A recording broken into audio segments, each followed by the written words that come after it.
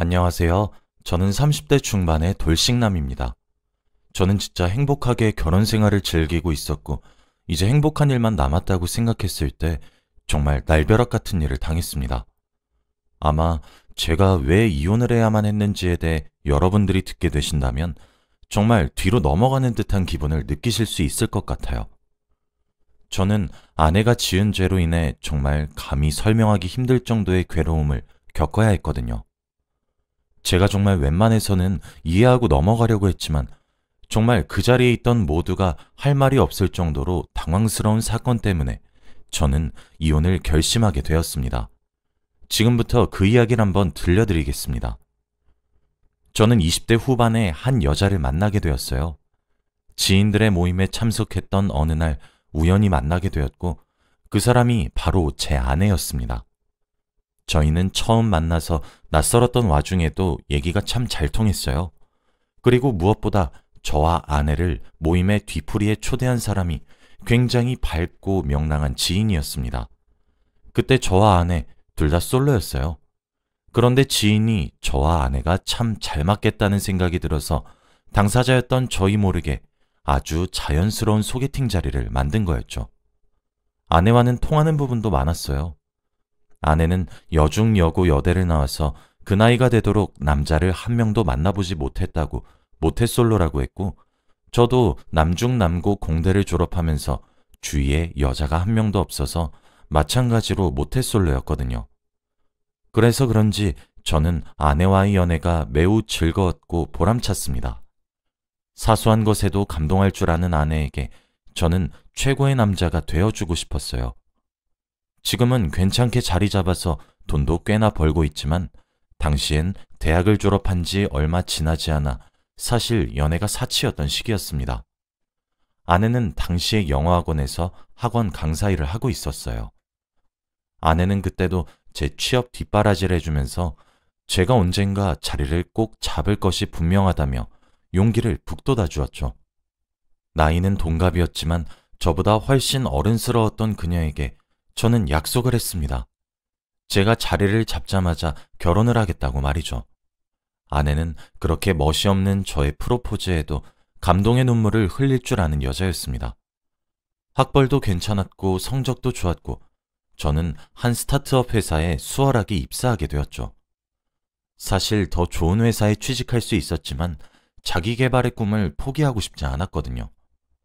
요 몇 년간은 정말 자리 잡는 것이 힘들었습니다. 좋게 말해 도전이지 도박과도 다름없다 봐도 무방하네요.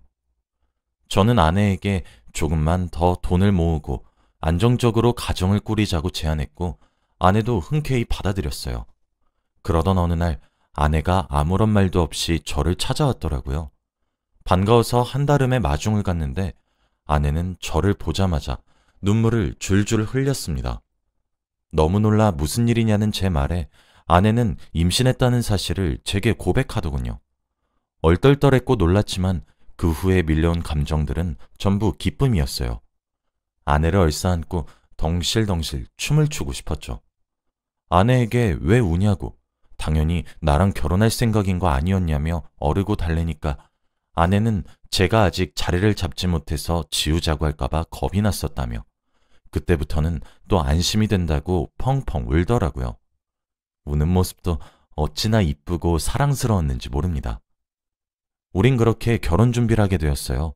거의 혼수가 아기와 다름이 없었죠. 아내 손을 꼭 붙잡고 함께 산부인과에 진료를 받으러 가기도 했고 콩닥거리는 뱃속 아이의 심장 소리를 들을 때면 가슴 깊은 곳에서 무언의 감정이 벅차오르기도 했습니다. 임신은 아내가 했는데 제가 울컥해서 유난이란 소리도 참 많이 들었네요. 임신과 동시에 결혼을 한다는 소식을 지인들에게 전하자 축하를 위한 회식을 하기도 했습니다. 제게 술을 따라주던 직장 선배들은 제게 축하한다고 덕담을 한마디씩 건네왔어요. 또는 제게 짓궂은 농담을 던지기도 했죠. 저는 그런 모든 과정들이 부끄러웠고 쑥스러웠지만 자랑스러운 마음도 가득했습니다. 뭐 때문인진 몰라도 어깨에 힘이 들어가고 가슴이 활짝 펴지는 그런 느낌이었어요.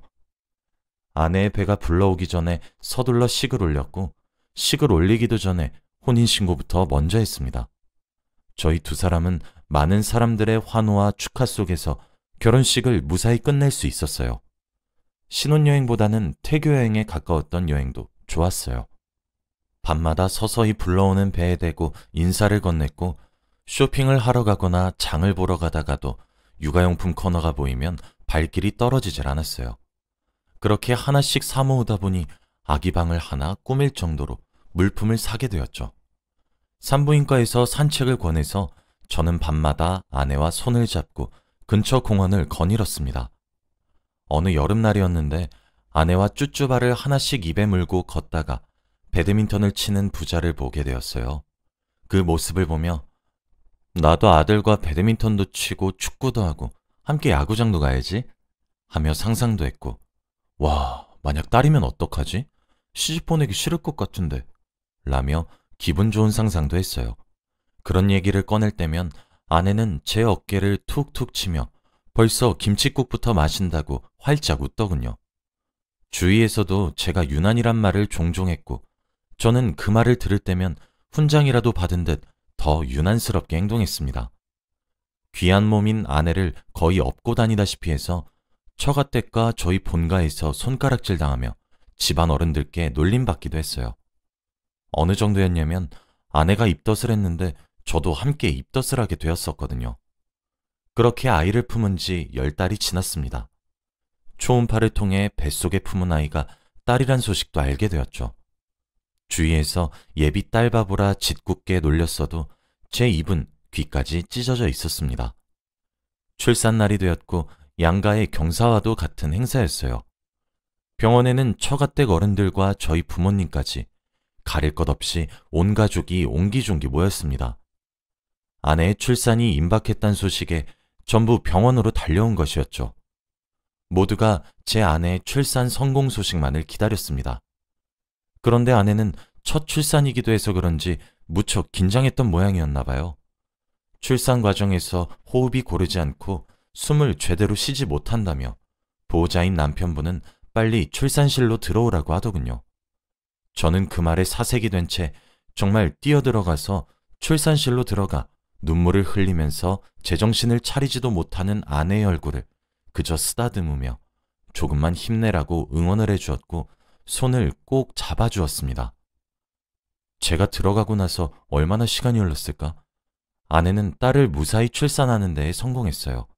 그런데 보통 출산을 하게 되면 의사와 간호사들이 축하한다는 말을 건넨다고 어렴풋이 건너 들어서 알고 있는데 출산실에는 정적이 흐르더군요.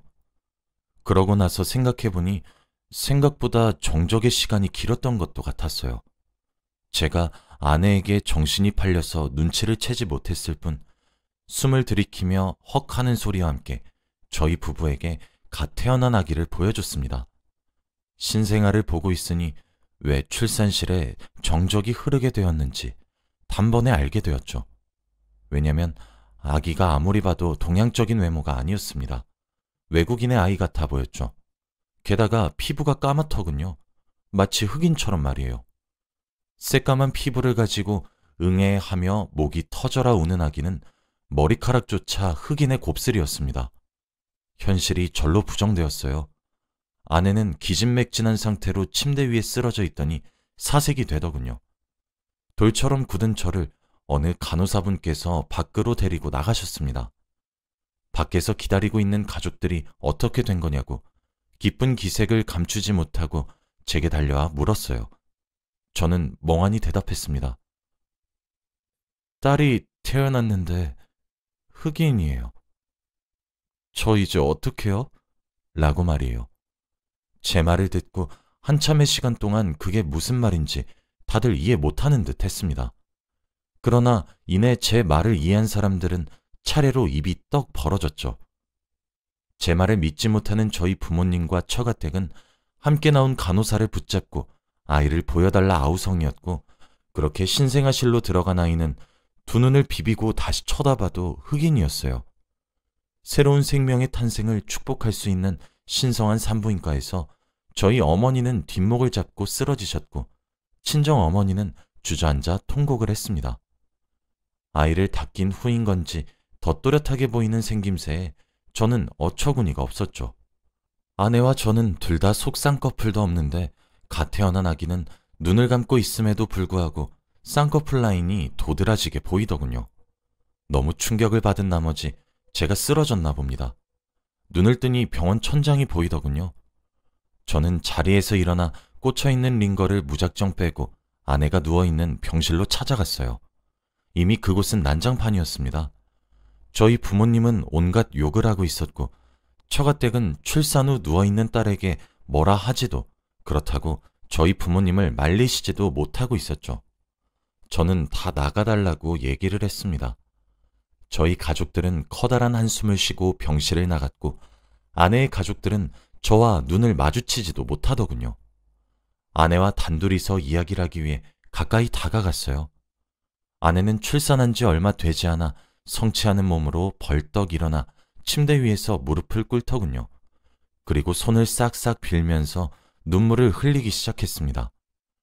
저는 아무런 대꾸도 하지 않고 아내가 울음을 그치기를 기다렸죠. 한참을 기다리니 흐느낌 소리가 점차 잦아들더군요. 저는 아이의 아빠가 누구냐고 물었습니다. 아내는 처음에 바로 대답하지 않았고 그저 눈물을 흘리기만 할 뿐이었죠. 저는 사실 제가 아내에게 화를 낼 줄 알았습니다. 하지만 막상 그 상황에 놓이니 사람이 오히려 차분해지더군요. 아내를 계속 설득했습니다. 아이 아빠를 알아야 너도 양육비를 받고 키울 수 있지 않냐. 뭐 그런 식으로 말이에요. 아내는 제 말에 대꾸하지 않고 손으로 얼굴을 가린 채 눈물만 흘리더군요. 참 그 모습이 제게 가증스럽기 짝이 없어 보였어요. 제 입에서 이혼이란 단어가 언급되고 나서야 아내는 제게 말을 꺼내기 시작했습니다. 저는 그런 아내에게 설명을 요구했어요. 지금이 마지막으로 솔직할 수 있는 기회란 사실도 알려주었죠. 아내의 말은 이러했습니다. 아내가 먼저 사회생활을 시작하면서 제게 지겨워졌던 시기가 온 적이 있다고 하더라고요. 자신의 다른 친구들은 돈도 잘 벌고 부유한 남자친구들을 만나고 때 되면 드라이브에 기념일마다 비싼 음식에 그렇게 풍족한 연애를 하고 있는데 현실에서는 제 뒷바라지나 하고 있는 게 솔직한 심정으로 싫었답니다. 그래서 바람을 폈다고 해요. 같은 학원에서 일을 하고 있었던 원어민 선생님과 말이죠. 그 원어민 선생님이 흑인이었던 겁니다. 어차피 진지하게 만나고자 하는 생각도 없었고 둘이서 가벼운 관계로 끝내자고 합의까지 했던 모양이더군요. 아내는 저를 만나는 시간에는 제게 온 관심을 쏟았지만 저를 만나지 않았던 순간에 바람을 폈던 거였죠. 당연히 그 원어민 선생님과의 관계 또한 진전되었고 그러던 어느 날 덜컥 임신이 되어버린 것이었어요. 병원에서 임신 주차를 듣고 곰곰이 생각해보니 그 시기에 저와 그 원어민 선생님 둘 다와 사랑을 나누었다는 것을 알게 되었고 아내는 결정을 해야만 했습니다. 사실 아이를 지을 수도 있었지만 아내도 그때 나이가 결혼 정년기였기 때문에 아이를 가졌다는 이유로 결혼을 하려고 했었던 것이었겠죠. 아내는 원어민 강사와 저 사이에서 결정을 해야 했어요. 먼 나라인 외국인은 아닐 거라 생각하고 저를 선택했죠. 하긴 초음파로는 뱃속 태아의 피부색까지는 알 수 없을 테니. 당연히 저는 아내에게 이혼을 통보했습니다. 아내도 그런 제 주장에 할 말이 없었겠죠. 그래도 한때는 전부를 줘도 아깝지 않다 생각했을 정도로 사랑했던 여자라 소송까지 가고 싶지 않았습니다. 소송까지 가지 말고 조용히 이혼하자는 제 말에 아내도 결국 이혼 서류에 도장을 찍었어요. 하긴 소송까지 가봤자 태어난 아이가 증거와 다름없으니 아내도 그게 현명한 판단이었겠죠. 아내에게 위자료도 요구하지 않았습니다. 저희 가족들은 그런 제게 물러터졌다고 쓴소리를 했지만 제 딴에는 아내를 향한 마지막 배려와 다름없었습니다. 저와 아내는 그렇게 이혼을 했어요. 아내와 정말 서류상 남남이 되었던 날 제게 아내의 남동생이 연락을 해왔더군요. 죄송하다고 말이에요. 아내의 남동생과도 참 추억이 많았고 제게 정말 친동생과도 같은 존재였는데 참 씁쓸했습니다. 제 이혼 소식은 회사에도 알려졌어요. 제가 유난스레 아내를 위했던 사람이라 회사 식구들 모두가 출산에 대해 물어봤거든요. 이혼까지 한 마당에 숨길 수도 없어 솔직히 말을 해주게 되었습니다. 동정어린 시선을 받아보니 그것도 할 짓이 못 되는 것 같았죠. 그렇게 저는 제 일상으로 서서히 돌아가기 위해 정말 노력했어요. 지금은 이렇게 제 과거를 담담하게 이야기할 정도로 무뎌졌지만 그 당시엔 매일 밤 불면증에 시달리며 잠도 제대로 못 자고 너무 힘들어 했었죠. 일에 매달려서 거의 회사에서 살다시피 했을 정도였습니다. 오죽하면 회사 사람들이 제 손에 억지로 휴가를 쥐어줄 정도였죠. 시간이 약이라는 말이 정말인지 죽고 싶을 만큼 괴로웠고 뒤통수가 얼얼할 정도의 배신감에 사무쳐서 아내를 원망하기도 저주하기도 했지만 시간이 지날수록 제 일상으로 점점 돌아오긴 하더군요. 거지 같은 처지에 있으면서도 배가 고파 밥을 먹는 것과 같은 느낌이었죠.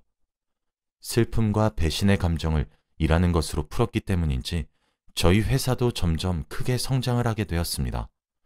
작게 시작한 사업은 어느덧 규모가 어느 정도 있는 회사가 되었거든요. 성공과 동시에 절 따라온 것은 돈이었어요. 그러다 보니 제게도 새로운 여자친구가 생겼고 지금 만나고 있습니다. 제 과거를 알고 있는 사람이고 제 과거를 말을 하니 눈에 눈물을 글썽거리며 저를 위로해준 심성이 정말 착하고 아름다운 여자예요. 이 여자와는 결혼까지도 갈 수 있을 것 같아요. 어찌되었든 저는 제 갈 길을 잘 걸어가고 있고 과거를 묻어두고 열심히 삶을 살아가고 있습니다. 그런데 지금으로부터 한 달 정도 전쯤 모르는 번호로 전화가 한 통 제게 걸려오더군요. 전화를 받았더니 상대방은 전 아내였습니다. 전 아내는 안부 인사와 함께 한번 만날 수 있냐고 애원에 가까운 부탁을 하더군요. 저도 무슨 생각으로 그렇게 한 것인지 모르겠지만 저는 아내와 만나기로 약속을 했어요. 약속 장소에 나가보니 미리 와서 저를 기다리고 있더군요.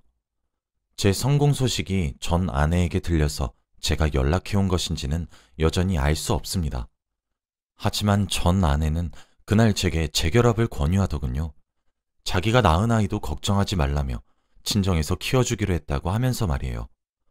어떻게 소식이 전해진 것인진 몰라도 아내가 원래 일을 하고 있던 영어학원에서 소문이 났나 봅니다. 아내가 낳은 아이가 흑인이었다고 말이에요.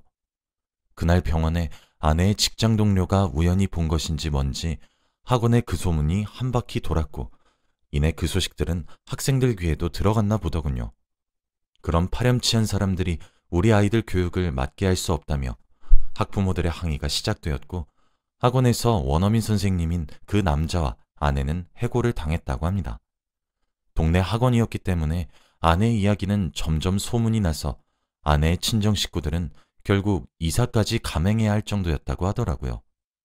물론 그 원어민 선생님도 그런 구설에 시달리면서 충격을 크게 받은 건지 본인의 나라로 돌아갔다고 했습니다. 그렇게 다 잃어보고 나니 제 생각이 그렇게 났다고 했죠. 염치 없지만 한 번의 기회를 다시 주면 안 되겠냐고.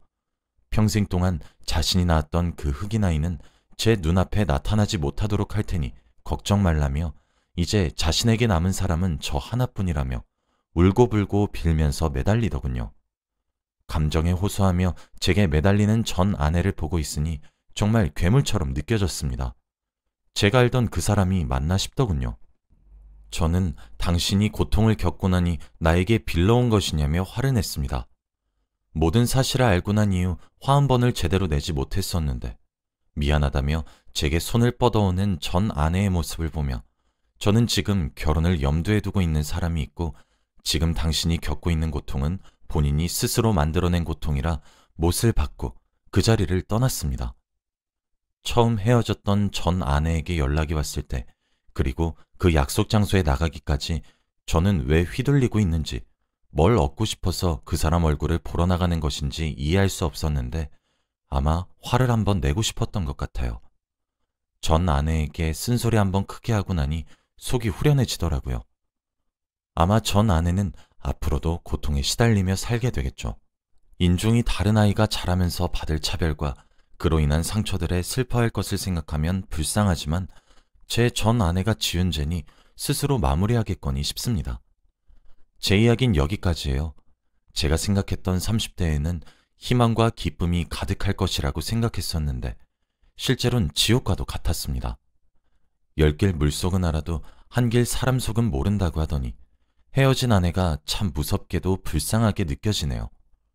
여러분들은 제 전 아내처럼 결혼을 하게 될 예비 배우자에게 신뢰를 깨는 행동을 하지 마셨으면 좋겠어요. 물론 그것은 당연한 행동이지만 말이에요. 긴 이야기를 들어주셔서 감사합니다. 혹시라도 저처럼 기가 막힐 정도의 커다란 충격을 겪으신 분들도 꼭 힘을 내시길 바라며 본인을 위한 삶을 살려고 노력하시길 바랍니다. 시간이 약이란 말은 정말이었거든요. 감사합니다.